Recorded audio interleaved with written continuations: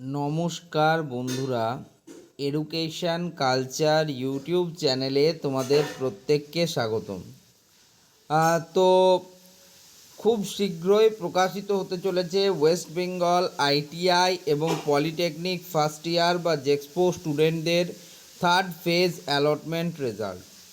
তো এই third phase seat allotment রেজাল্টে কারা সিট পাবে না সেটা নিয়ে আলোচনা করব। এর বাইরে যারা থাকবে তারা অবশ্যই কিন্তু তোমরা থার্ড ফেজ সিট অ্যালটমেন্টে সিট পাওয়ার যোগ্য বলে বিবেচিত হবে।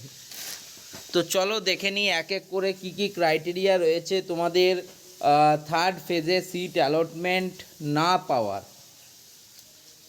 তো পশ্চিমবঙ্গের জেক্সপো পলিটেকনিক এবং ওয়েস্ট বেঙ্গল আইটিআই কাউন্সিলিংয়ের তৃতীয় রাউন্ড বা থার্ড ফেজ অ্যালটমেন্টে মূলত যেসব প্রার্থীরা সিট পাবে না বা কাউন্সিলিং প্রক্রিয়ার বাইরে চলে যেতে পারে তাদের মূল কারণগুলো নিচে কিন্তু বিস্তারিতভাবে আলোচনা করা হলো।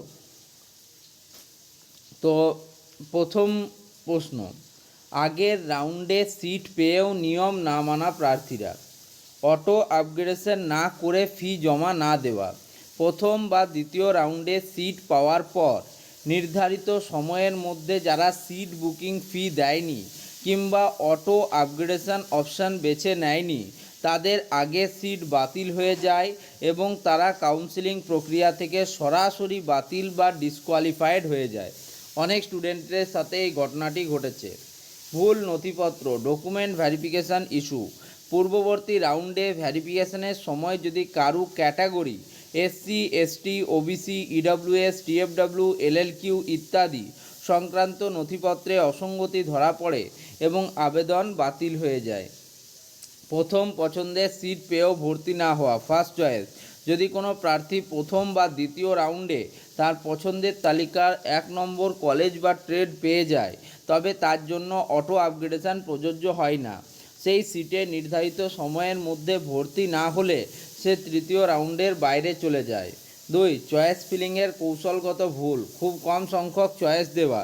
যেসব প্রার্থীর র্যাঙ্ক কিছুটা পিছনের দিকে অথচ তারা চয়েস ফিলিংয়ের সময় মাত্র 3 থেকে 4টি নামী সরকারি কলেজ বা উচ্চ চাহিদাসম্পন্ন ট্রেড যেমন electrical, mechanical, computer science and technology, fitter, electrician বেছে নিয়েছেন তারা কিন্তু এই ফেজে আর কলেজ পাবে না। থার্ড ফেজে কাট অফ র্যাঙ্কের পার্থক্য। তৃতীয় রাউন্ডে সরকারি কলেজ বা জনপ্রিয় ট্রেডগুলির অধিকাংশ সিট ইতিমধ্যেই পূর্ণ হয়ে যায়, তাই প্রার্থীর র্যাঙ্কের চেয়ে যদি তার দেওয়া চয়েসগুলির ক্লোজিং কাট অফ কম থাকে তবে কোনো কিন্তু সিট অ্যালটমেন্ট হবে না। ওকে, 3 নাম্বার হচ্ছে রেজিস্ট্রেশন বা চয়েস লকিং সংক্রান্ত ত্রুটি। চয়েস সেভ না করা বা রেজিস্ট্রেশন সম্পন্ন না করা।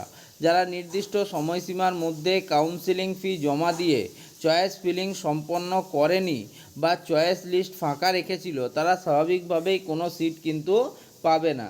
সংক্ষেপে কারা তৃতীয় রাউন্ডে সিট পাবে না।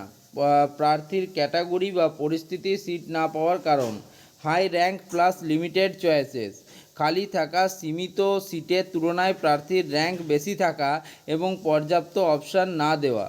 অ্যালটমেন্ট ডি ফ্লেচার্স রাউন্ড 1 অ্যান্ড 2, আগের রাউন্ডে সিট পাওয়ার পরও সিট বুকিং ফি না দেওয়া বা ভর্তি প্রক্রিয়া সম্পন্ন না করা। অলরেডি অ্যাডমিটেড, প্রথম বা দ্বিতীয় রাউন্ডে সিট বুক করে ইতিমধ্যে চূড়ান্ত ভর্তি সম্পন্ন করে নেওয়া প্রার্থীরা। ডকুমেন্ট রিজেকশান, ভুল তথ্য বা ভুয়া সার্টিফিকেটের কারণে বাতিল হওয়া আবেদনকারী। তৃতীয় রাউন্ডে সিট না পেলে করণীয়: মপ আপ ও ডিসেন্ট্রালাইজ ও স্পট কাউন্সিলিং। তৃতীয় রাউন্ডের পরেও যদি বিভিন্ন সরকারি ও বেসরকারি প্রতিষ্ঠানে সিট ফাঁকা থাকে তবে কাউন্সিল সাধারণত স্পট রাউন্ড বা মপ আপ রাউন্ড আয়োজন করে, সেখানে সরাসরি অংশগ্রহণ করে ফাঁকা সিটে ভর্তির সুযোগ থাকে। বেসরকারি কলেজ বা ম্যানেজমেন্ট কোটা, পলিটেকনিক বা আইটিআইতে সরাসরি সিট না পেলে সরকারি সিট না পেলে অনুমোদিত বেসরকারি প্রতিষ্ঠানে সরাসরি ভর্তির খোঁজ নেওয়া যেতে পারে। আরও আপডেটের জন্য যুক্ত থাকুন এডুকেশন কালচার ইউটিউব চ্যানেলের সাথে। ঠিক আছে, যত এই চ্যানেলের সাথে যুক্ত হবেন তত কিন্তু আপনারা নিজেদের ভবিষ্যৎ সিকিওর করবেন। ধন্যবাদ।